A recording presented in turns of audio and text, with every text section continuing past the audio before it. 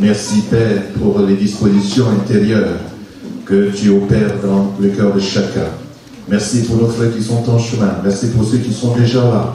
Merci de ce que tu nous donnes d'avoir une communion forte ce matin dans ta présence. Que personne, Seigneur, ne vienne et ne reparte comme elle est venue. Que chacun reçoive quelque chose de ta part, du plus petit jusqu'au plus grand. Merci Père, au nom de Jésus-Christ. Amen. Amen. Amen. Merci, que Dieu bénisse. Amen. Bien, nous allons rapidement, précédemment, tu peux apprêter un micro baladeur, s'il te plaît. Comme ça, et nous allons ensemble faire une étude. En tant que chrétien, je pose une question ce matin. Merci beaucoup. En tant que chrétien, enfant de Dieu, né de nouveau, comment vous réglez vos conflits? Je pose une question. Quand je préparais cette étude, je me disais qu'il fallait, depuis dimanche dernier, envoyer le message à tout le monde, que chacun réfléchisse sur ce dont nous avons parlé ce matin.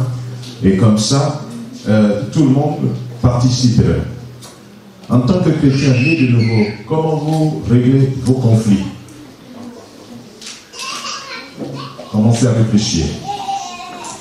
Donc, nous allons voir quelques conseils que nous propose la Bible. Comment nous pouvons régler nos conflits. Résoudre les conflits peut être difficile. Pour régler les problèmes, c'est parfois difficile. C'est pourquoi on a des avocats. Les avocats sont là, ils sont spécialistes pour régler les conflits. Ou dans d'autres cas, on parle des médiateurs. Et les médiateurs sont là pour parfois régler les conflits. Mais la Bible nous propose une aide et des conseils. Si vous vous trouvez dans un conflit, comment vous la résolvez? Proverbe chapitre 15, le premier verset que nous allons lire. Proverbe chapitre 15. Comprenez donc que nous sommes dans le premier, la première proposition. Comment nous pouvons régler les conflits? Je dis, ce n'est pas parce que nous sommes dans une église qu'il n'y aura pas de conflits. Parce que dans la Bible, tout est préparé pour notre bien. Quand il y a des conflits, vous savez, dans la Bible, il y a tout. La parole du Seigneur. Proverbe chapitre 15, verset 18. Voilà ce qui est écrit. Mieux vaut peu avec la crainte de l'Éternel qu'un grand trésor avec le trouble. Proverbe 15, verset 18. Donc, il vaut mieux que tu sois dans le peu avec Dieu, la crainte de l'Éternel, qu'un grand trésor avec le trouble. Donc, avec le trouble.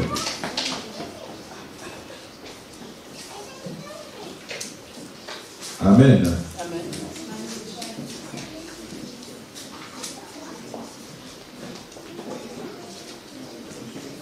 Ok.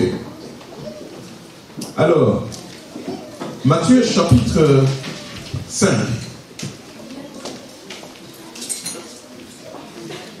Matthieu chapitre 5, nous allons lire ensemble. Matthieu chapitre 5, verset 43 à 48. Nous lisons.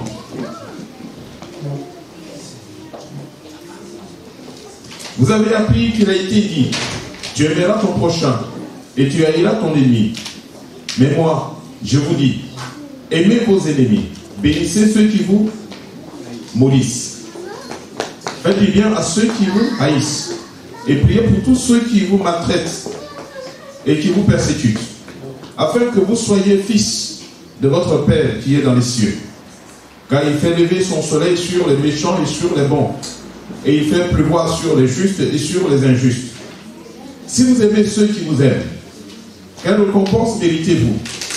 Les publicains aussi n'agit-il pas de même? Et si vous saluez seulement vos frères, que faites-vous d'extraordinaire? Les païens aussi n'agissent-ils pas de même? Soyez bons, soyez donc parfaits, comme votre Père Céleste est parfait. Voilà. Alors, si on décide d'aimer seulement ceux qui nous aiment, qu'est-ce que nous avons fait d'extraordinaire, bien aimés? Si nous décidons de saluer seulement ceux qui nous saluent, avec qui on s'entend très bien, on dit celui-là, il est, comme on dit bien parfois, il est mon pote. Excusez-moi l'expression, il est mon pote, et avec lui on s'entend très bien, même à l'église. Avec ma soeur, telle personne, on s'entend très bien, mais avec l'autre, on ne s'entend pas bien. Qu'est-ce que nous avons fait d'extraordinaire? Le Seigneur nous donne cet enseignement ici. Il dit, vous avez appris, tu aimeras ton prochain et tu haïras ton ennemi. Ça, c'est la loi. Tu aimeras ton prochain et tu haïras ton ennemi. Mais le Seigneur, dans la Nouvelle Alliance, il nous demande d'aimer ceux qui nous maltraitent. Et il dit, mais, je vous dis, aimez vos ennemis. Nous devons aimer nos ennemis. C'est-à-dire, ici, c'est quelqu'un qui te cause du tort, injustement. Quelqu'un dans le monde avec qui tu ne t'entends pas, ou du moins, il t'a déclaré la guerre, il devient ton ennemi. Bénissez ceux qui vous maudissent. Le Seigneur nous demande de bénir ceux qui nous maudissent. Ça, c'est notre nouvel statut. Et de faire du bien à ceux qui nous haïssent. Et il va jusqu'à dire, il dit, priez pour ceux qui vous maltraitent et qui vous persécutent. Aimez, bénir, priez pour ceux qui nous maltraitent, ceux qui nous détestent, ceux qui sont nos ennemis jurés. Le Seigneur nous dit de les aimer. Pourquoi? Au verset 45. Afin que vous soyez fils de votre Père, sinon vous soyez fils et filles de votre Père qui est dans les cieux. Alors, pour être fils et fille de notre Père qui est dans les cieux, il faut que ces paroles qui sont au verset 44 s'accomplissent. Alléluia. Donc, bien aimé, ce n'est pas qu'on est chrétien, on a changé de... Il y a des gens qui disent, j'étais catholique, maintenant je suis devenu évangélique. C'est pas ça. C'est pas ce que le Seigneur recherche. Le Seigneur recherche que nous appliquions cette parole ici. Voilà ce que le Seigneur demande ici. C'est pas compliqué. Parce qu'il ne peut pas nous demander quelque chose que nous ne sommes pas en mesure de faire. Amen. Si nous avons la bonne volonté, il ne peut pas nous demander quelque chose que nous ne sommes pas en mesure d'appliquer. Impossible. Et il dit, moi, je vous dis, aimez vos ennemis, bénissez ceux qui vous maudissent. Faites du bien à ceux qui vous haïssent. Alors, bien aimé, cette semaine, si nous pouvons appliquer cette parole, si tu as des problèmes, si cette parole te concerne, tu as des gens avec qui tu ne t'entends pas, si tu fais cette semaine, prends ton téléphone, bonjour, juste pour savoir comment tu vas, que Dieu te bénisse. Je prie l'Éternel Dieu pour toi, parce que la Bible me dit, la Bible demande de prier pour ceux qui me maltraitent, et tu fais partie des personnes qui me maltraitent. Et je prie que Dieu te bénisse. Alléluia. Non. Toi-même, tu sais que tu me maltraites. Mais le Seigneur me demande de prier pour toi. Seigneur, garde le téléphone. Je vais prier Dieu pour toi. Seigneur, bénis cette personne qui me fait souffrir. C'est un accord, c'est son problème. Mais tu as prié pour elle. Et quand tu dis tu as prié pour elle, parce qu'il y a des prières, hein, il y a des prières, ce qui sort de la bouche, c'est pas qui vient du cœur. Pendant qu'on prie, Seigneur, bénis-le. Tu dis, Seigneur, qu'il soit maudit. Franchement, qu'il soit maudit. Mais dans ton cœur, tu dis, Seigneur, bénis-le. Mais non, dans ta bouche. Seigneur, bénis-le. Mais dans le cœur, tu veux que la personne soit maudite. Ne faisons pas cela. Il dit, priez ceux qui vous maltraitent et ceux qui vous persécutent, afin que vous soyez fils et filles de votre Père qui est dans le ciel. Pourquoi? Car Dieu fait lever son soleil sur les méchants et sur les bons. Il fait pleuvoir sur les justes et les injustes. Ouais, Dieu, il est formidable, notre Dieu. Il est formidable. Ouais, pas parce que nous sommes chrétiens que ce matin nous avons moins chaud que ceux qui ne sont pas chrétiens. Quand il fait chaud. Mais ce qui fait la différence, c'est que nous avons la grâce. Amen. Amen. Il y a quelque chose de spécial que Dieu a déposé sur nous. Et le Seigneur veut que nous allions au-delà. Donc, on peut décider d'aimer. N'est-ce pas? Je décide de t'aimer. Donc, je peux décider aussi de te détester. Le mot qui revient dans ce verset, ou le verbe qui revient, c'est aimer. Le mot aimer ressort de ce texte. Un amour inconditionnel. Un amour qui construit les ponts entre les hommes. Et ceux qui nous aiment et ceux qui ne nous aiment pas, nous devrons faire nos efforts. Bien aimé, la parole de Dieu est simple. Ne cherchons pas des théories, des thèmes. Vous savez, nous les chrétiens aujourd'hui, quand on veut avoir des thèmes, on dit comment avoir l'extrême onction dans le 6e siècle. Alors on dit voilà, n'est-ce pas? Voilà, on dit je vais aller à cette conférence, je vais aller à ce séminaire. Mais les choses simples, c'est ce que le Seigneur me demande, c'est très simple. C'est très simple. On dit comment recevoir ta bénédiction quand tu dis Amen. Alors là on court. Mais les choses simples. Matthieu chapitre 18. Matthieu chapitre 18, on va aller rapidement. Verset 15.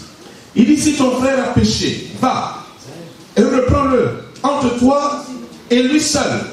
S'il t'écoute, tu as gagné ton frère.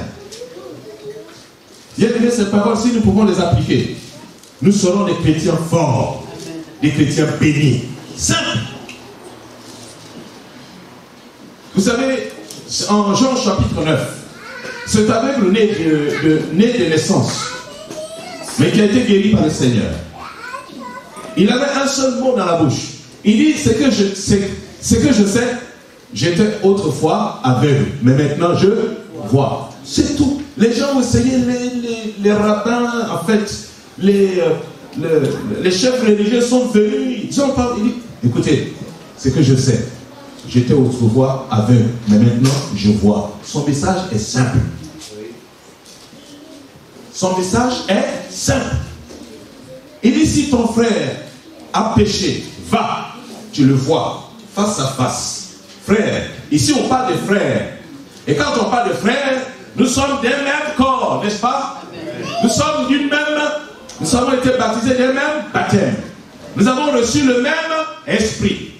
Quand vous voyez dans une famille, moi dans ma famille Dua, la famille Dua, on parle de l'esprit de famille, n'est-ce pas? On parle de l'esprit de famille. On dit l'esprit de famille, n'est-ce pas que vous le dites? Oh, l'esprit de famille, lui il a brisé notre famille. Nous sommes d'un même corps, nous sommes d'un même sang. Mais c'est ce que le Christ a fait dans l'église. Nous sommes d'un même corps, le corps de Christ. Et quand il y a un corps, il y a un sang. Le Seigneur nous a lavé par son sang précieux. Alléluia. Et de la même manière, il nous a lavé par son sang précieux. Il a fait habiter dans nos cœurs son esprit. Donc le Saint-Esprit, en toi, en moi, donc nous avons le même esprit. Donc nous sommes d'une même famille. Et c'est pourquoi il dit, si ton frère, c'est lui qui t'appartient, à qui tu appartiens, ton frère, vous êtes de la même famille. Il dit, s'il a péché, il t'a fait du mal, va, tu le prends. Ici, on ne parle pas d'ennemi. Dans les textes précédents, on a parlé d'ennemi. Si ton ennemi, c'est lui qui te fait souffrir, celui qui te persécute. Mais ici, il parle dans le cadre de la famille. Amen. Amen. Si nous pouvons appliquer cette parole, écoutez bien, s'il vous plaît, suivez bien. Si nous pouvons appliquer cette parole dans l'église, je vous assure qu'il n'y aura pas de conflit. Il n'y aura pas de problème. Si ton frère a un problème avec toi, va le voir. S'il y a quelque chose que ton frère a fait, que tu n'as pas compris, va le voir. Ta soeur, va la voir. Dis, ma soeur. Il dit bien seul à seul. Amen. Amen.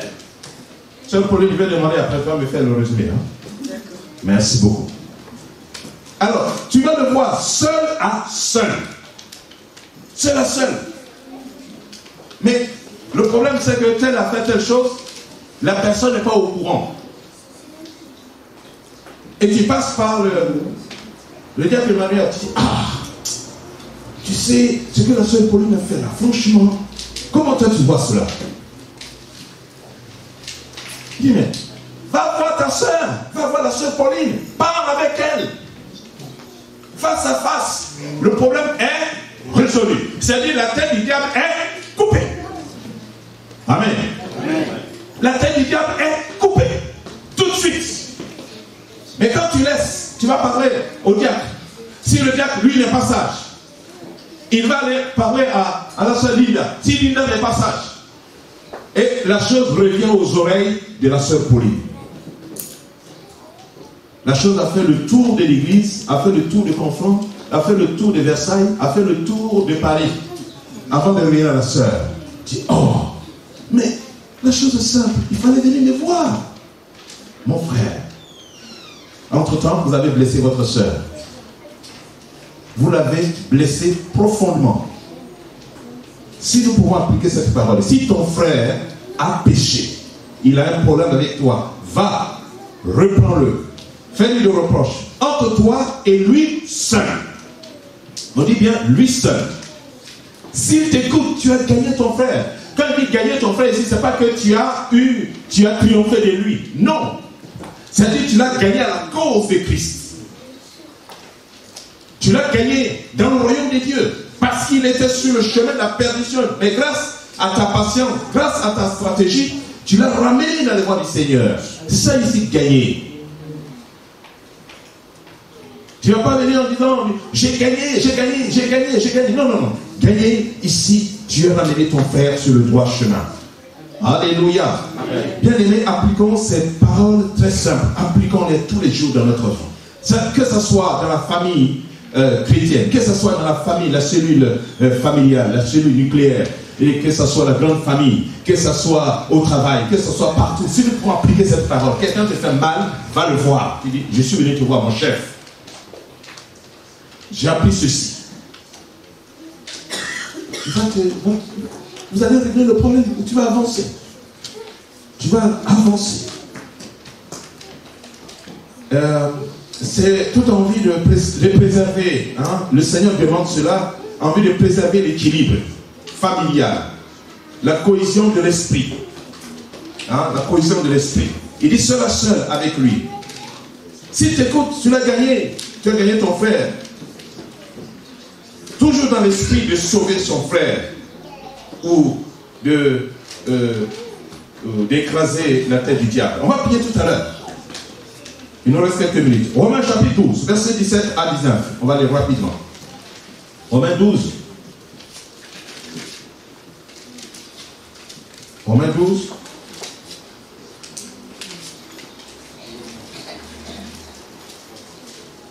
Amen. Amen. Bien-aimés, vous êtes d'accord avec moi? Ou du moins, vous êtes d'accord avec ce que la Bible dit? Ce n'est pas moi qui le dis, c'est le Seigneur. Et je vous prie, appliquons cela, s'il vous plaît. Simple. Appliquons cela. Et c'est ça la chrétienté. Ne cherchons pas à rentrer dans les thèmes, dans les philosophies, dans les paroles théologiques que nous n'avons même pas à maîtriser. Or, pendant ce temps, nous n'arrivons pas à maîtriser ce qui est la base même de notre vie chrétienne. C'est ça qui fait notre force. Alors, Romains chapitre 12, verset 17-18. Il dit ceci.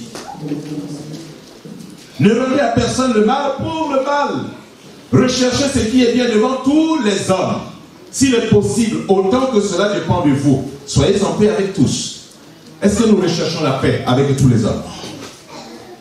Ne rendez à personne le mal pour le mal, n'est-ce pas?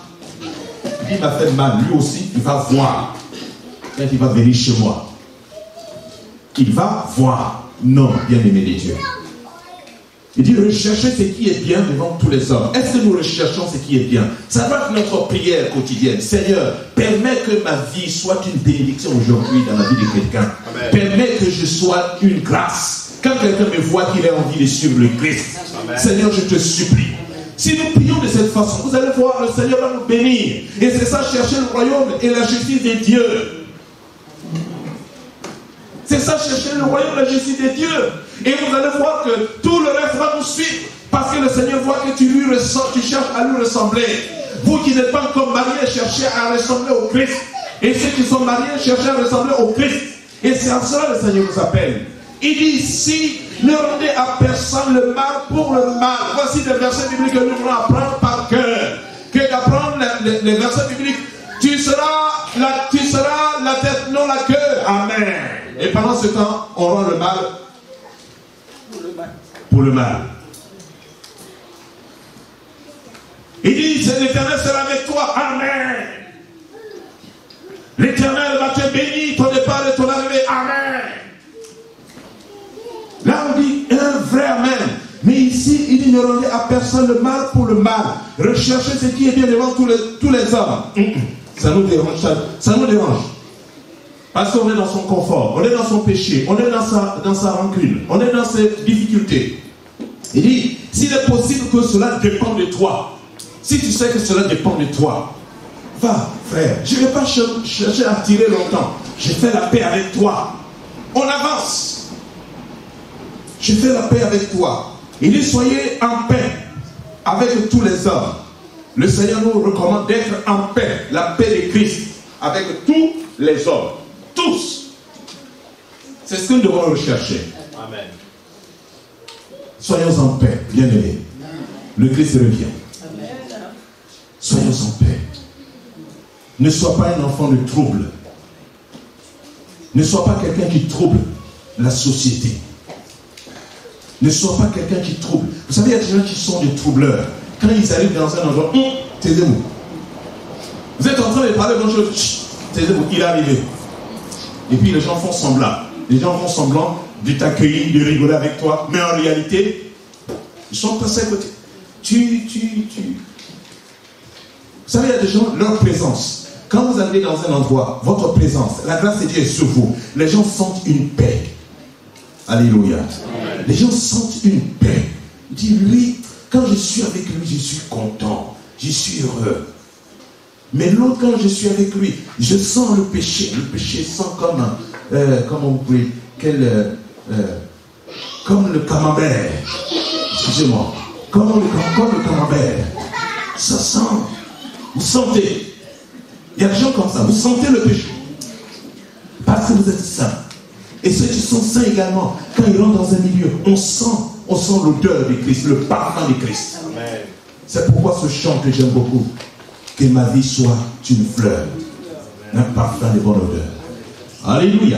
Amen. Alors, on va aller rapidement. Donc, on était dans Romains chapitre 12, verset 17 à 18.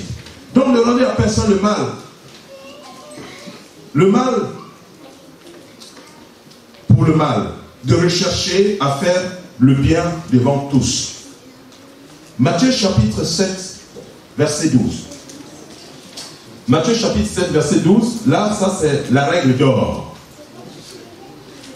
Matthieu 7, verset 12. Regardons ce qui est écrit. Il dit, tout ce que vous voulez que les hommes fassent pour vous, faites de même. Faites-le de même pour eux, car c'est la loi et les prophètes. Amen. Amen. Ce que tu veux que je fasse pour toi, fais de même pour moi. Vous savez, quand vous allez à une réception, quelqu'un veut vous servir. Il vient, il vous sert, votre assiette est remplie. Mais pourquoi? Parfois on se dit, mais pourquoi il a rempli mon assiette comme ça? Mais vous savez pourquoi? Parce que c'est ce qu'il aurait voulu. Si vous étiez à sa place, il aurait voulu que vous le serviez de la même façon. C'est pourquoi il a rempli votre assiette. Amen. Amen. Il a rempli votre assiette. Il a rempli votre verre. C'est comme ça, il aurait voulu que vous le serviez. Alors il dit, si tout ce que vous voulez que les hommes fassent pour vous, faites-le de même pour eux, car c'est la loi et les prophètes. Ici, la règle d'or. Donc si nous appliquons cela, bien aimés, nous allons vivre en harmonie. Nous allons avoir la paix de Christ. Et nous allons surmonter les problèmes et les difficultés. Et celui-même qui a des problèmes, celui-même qui a un problème de conversion, je vous assure que cette personne-là va dire, mais Christ est au milieu de vous. Je vais rester parce que je vois la gloire du Seigneur. Alléluia. Bien-aimés, cassons la tête du diable, écrasons la tête du serpent. Au nom de Jésus-Christ. Exode, chapitre 14. Exode 14, verset 14. Exode 14, verset 14. Dans certaines situations, il faut garder le silence. Il faut garder le calme. Il dit ici, l'Éternel combattra pour vous et vous gardez le silence. Il y a des situations parfois dans lesquelles il ne faut même pas parler. Il faut se taire. L'Éternel lui seul combattra pour vous. Ne cherchez pas à vous justifier. Dieu lui-même sera votre justice. Il va vous justifier. Et donc il dit, vous gardez le silence. L'Éternel combattra pour vous. L'Éternel combattra pour vous. Matthieu chapitre 5.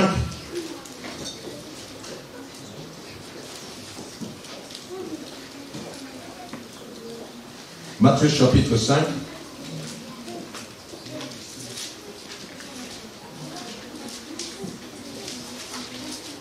Rapidement, je trouve. Matthieu chapitre 5.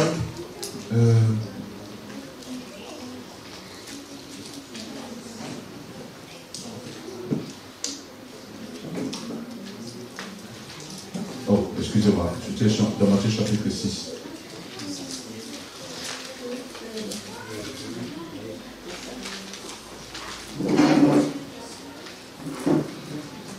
Verset 9. Il dit, heureux ceux qui procurent la paix, car ils seront appelés fils de Dieu. Heureux ceux qui procurent la paix. Est-ce que tu procures la paix? Partout où tu passes, est-ce que tu procures la paix? Dans l'assemblée, on doit savoir que cette personne procure la paix. Si nous avons cette culture en nous, partout où nous passons, quelqu'un est en train de critiquer l'autre, dit, écoute, je ne suis pas dans ça, arrête. Je mets la paix partout où tu passes. Il dit, heureux ceux qui procurent la paix. Qu'est-ce qui est suivi? Ils seront appelés fils de Dieu. Oh! Mais quand le contraire de la paix, c'est quoi? C'est le trouble. Et si tu troubles, tu es quoi? Est-ce que tu seras appelé fils de Dieu, fille de Dieu?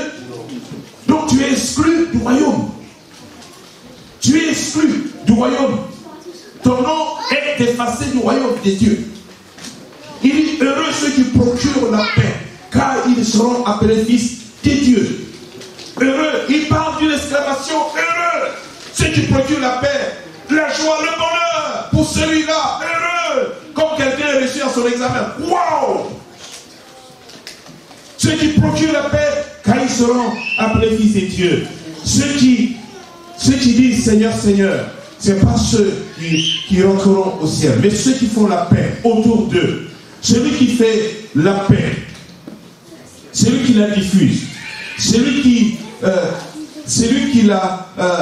la vision, ou celui qui a la division, qui diffuse la division, c'est-à-dire que celui qui est trouble, tu mets la division partout où tu passes. Quand tu ouvres ta bouche, tu détruis. Les gens ne sont pas bénis, les gens ne sont pas encouragés, les gens ne sont pas fortifiés. Tu es qui? Donc tu n'es pas fils de Dieu. C'est pas moi qui le dis, c'est le Seigneur. Si tu es troubleur, tu n'es pas fils de Dieu. Donc si tu n'es pas fils de Dieu, tu es fils de qui? Toi-même conclu. Donc, il faut être fils de Dieu. Le Seigneur lui-même dit, il sera appelé. Donc si tu es un troubleur, tu n'es pas fils de Dieu. Tu es exclu. Colossiens chapitre 3, versets 13 à 15 et 13, 14. Colossiens.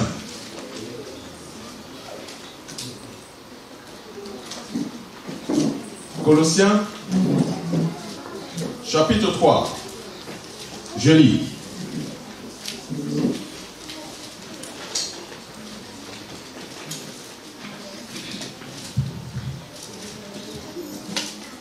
Colossiens 3, versets 13, 14. dit ceci. Il dit, supportez-vous les uns les autres. Alléluia.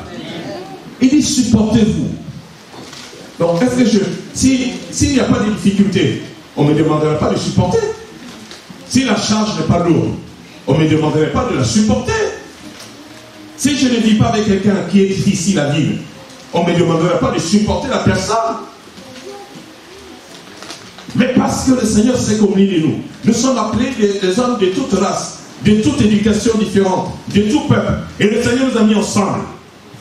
Mais le Seigneur sait que ton frère qui est là, c'est un frère, il est compliqué. Pas parce qu'il est compliqué qu'il n'est pas sauvé, il est sauvé. Il a la grâce de Dieu sur lui. Il a encore du chemin à faire. Seulement il faut qu'il se corrige. En entendant qu'il te corrige, le Seigneur demande que tu le supportes. Amen.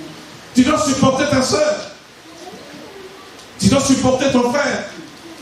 Alors il dit, supportez-vous les uns les autres. C'est ce que nous n'arrivons pas à faire. Et c'est pourquoi nous prenons des distances, nous construisons des murs. Il dit, supportez-vous les uns les autres. Et si l'un a sujet de se plaindre de l'autre, qu'est-ce qu'il demande? Pardonnez-vous réciproquement, de même que Christ nous a pardonné. Christ est l'exemple parfait. De même que Christ nous a pardonné. Est-ce que, dites-moi, tel que nous sommes ici ce matin, si Dieu voulait tenir compte de comment, la manière dont nous avons marché dans la semaine, est-ce que nous serions là ce matin? Non. C'est Dieu qui nous fait grâce. Dieu nous supporte malgré nos faiblesses. Combien de fois, comme disait la dernière fois le pasteur, tu prends des résolutions. À la minute même, tu brises tes propres résolutions. Et alors, il dit de nous supporter les uns les autres. Et si quelqu'un a sujet à se plaindre, si ton frère se plaint de toi, ta soeur se plaint de toi, qu'est-ce que tu dois faire? Il dit pardonner. Réciproquement, devons-nous pardonner. Oh ma soeur, excuse-moi. Quand je saluais le frère, c'est pas que je te fais. Non, excuse-moi, pardonne-moi. Amen. Et quand ton frère aussi vient te demander pardon, toi aussi tu vas dire non, tu dois pardonner. Alléluia. Amen. Tu dois pardonner. Tu dis, je te pardonne par l'amour de Christ. Pour l'amour de Christ, je te pardonne. Comme Christ m'a pardonné. Il dit par-dessus toutes ces choses, revêtez-vous de la charité qui est le lien de la perfection. La charité, l'amour, qui est le lien. C'est comme une vapeur, comme un parfum, comme l'air qui circule. Vous voyez là où nous sommes, il y a l'air qui circule au milieu de nous. Et c'est comme ça le lien de la paix qui circule au milieu de nous. L'Esprit de Dieu qui circule au milieu de nous. Alléluia! Il y a un lien qui nous lie les uns aux autres. Nous devons préserver ce lien. Et alors, nous allons nous arrêter là. Parce que l'heure est passée. Veuillez nous tenir debout. Veuillez nous tenir debout.